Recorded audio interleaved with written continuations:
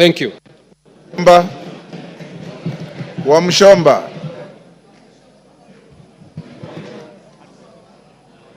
I thought you normally sit this side. Thank you. Yes. The temperatures there are too high. Mr. Speaker. Go ahead. I rise to defend the Deputy President Gathoni Wa Muchomba against what I am calling mob justice, a process that has not given him the right of reply, a process that has gone on, presented some fact charts to the villages and disseminated information to the members of public without giving him the opportunity to defend himself. Hold your horses, Wa Muchomba. I was consulting with KJ. I didn't hear what you said. Can you repeat?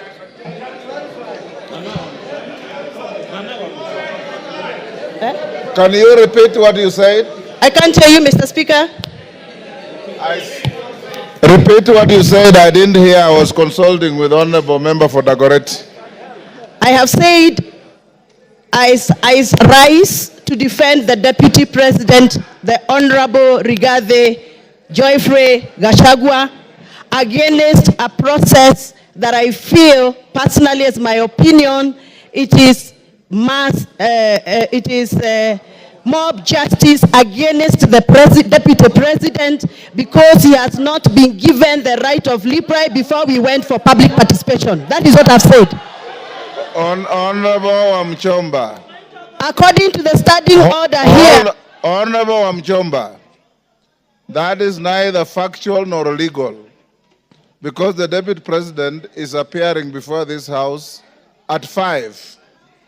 So be factual. Mr. Speaker, yes. Please allow me to execute my point, then you can guide. Procedurally, Mr. Speaker, the fact sheets that were distributed in our constituencies had allegations that were read out to members of public as facts. So to me, the fact sheets that were distributed in our constituencies were fact sheets that were communicating facts. But from where I come from, Mr. Speaker, what was typed in those papers was not factual and needed to be interrogated. And I'm glad that the Deputy President is appearing in an hour's time here to come and clear the air. Mr. Speaker, before I defend and I give my submission, I request you to allow me to refer to the standing order number 91 on responsibility for statement of facts.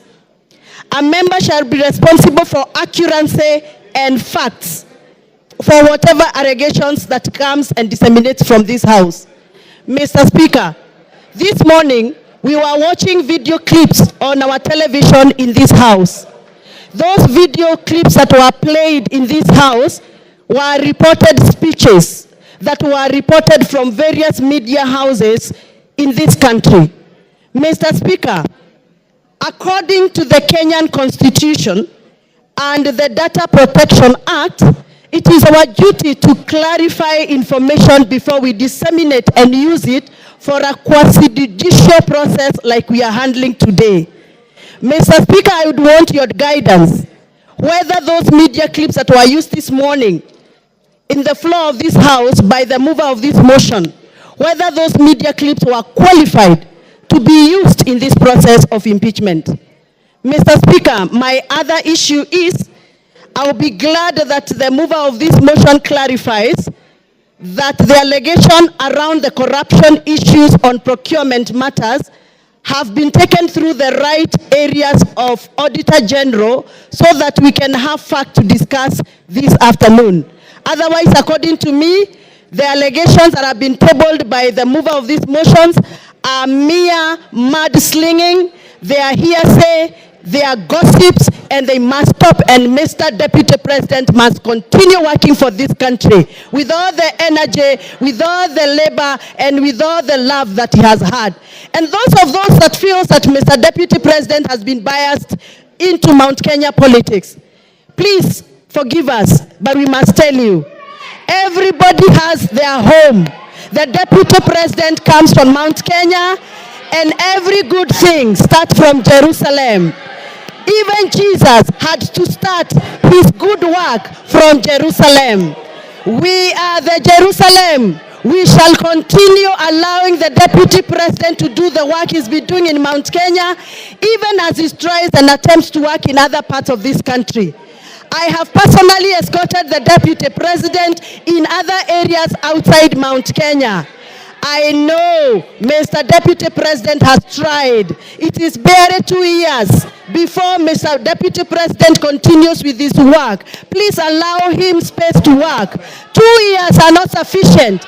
Even for the members in this house know very well, they have also not been able to do what they promised their voters during campaigns. We are all elected members here, and we know we made pledges, and 2 years are not sufficient for anybody to use that as a basis to judge anybody on the performance. I support that the deputy president be given the opportunity to serve this country, and those that are attacking the deputy president for working on behalf of the Mount Kenya region, they must also accept that everybody has a village where they come from, everybody has a home where they come from, and every good thing starts from Jerusalem, just like Jesus Christ did. Asanteni sana, and I refuse. The deputy president is going nowhere. He's going to stay here to serve us. To serve us as we gave him votes. Thank you very much. Thank you, Speaker.